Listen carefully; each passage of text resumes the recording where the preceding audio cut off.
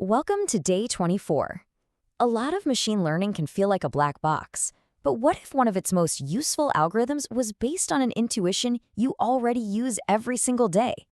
All right, let's try a quick thought experiment. Imagine a chart of fruits. On one axis, we have crunchiness, and on the other, sweetness. Apples cluster up here, pretty crunchy, moderately sweet.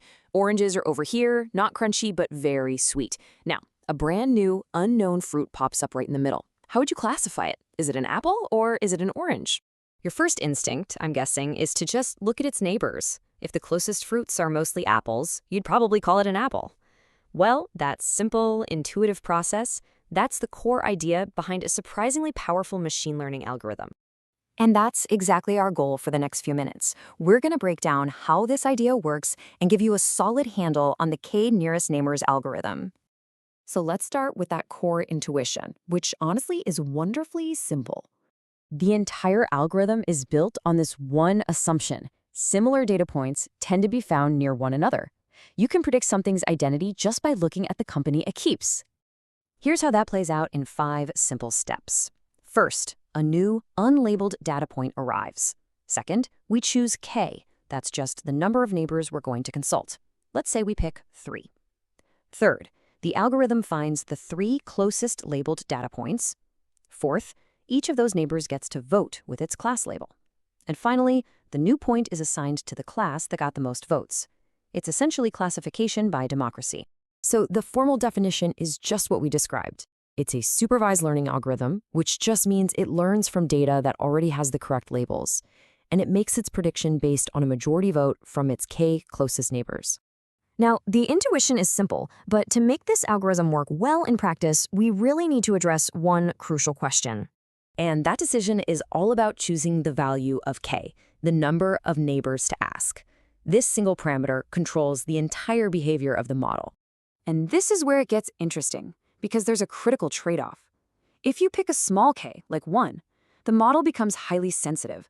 A single noisy data point could completely flip a prediction. We call this high variance, and it can lead to overfitting, where the model is just memorizing the noise. But if you pick a very large k, the model becomes too general. It might smooth over important local patterns. We call this high bias, which can lead to underfitting. The model is just too simple to capture the real structure. So how do you find that just right k? Well, in practice, you just try several different values, and you measure which one gives the most accurate predictions on a separate set of test data the model hasn't seen before. This helps find that sweet spot between being too sensitive and too simplistic. The other key component is defining near. How do we measure distance?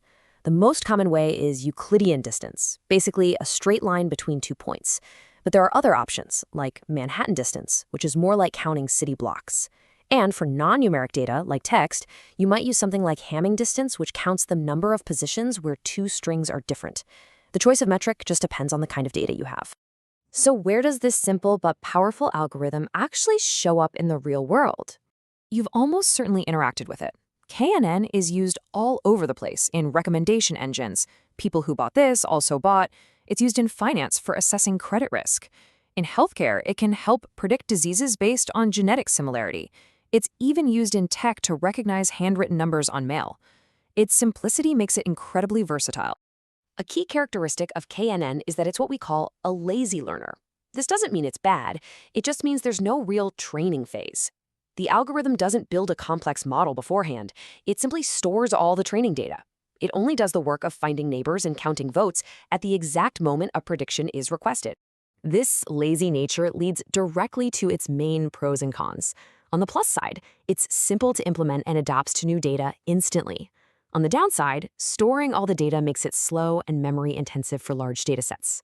It also struggles with high-dimensional data, a problem known as the curse of dimensionality, where the whole concept of a nearest neighbor starts to become less useful. So, to summarize it all in one sentence, KNN classifies new data by taking a democratic vote from its closest neighbors. And the key takeaway, if you're ever going to use it, the choice of K is everything. It's the art of balancing a model that's detailed enough to be accurate, but stable enough to ignore random noise.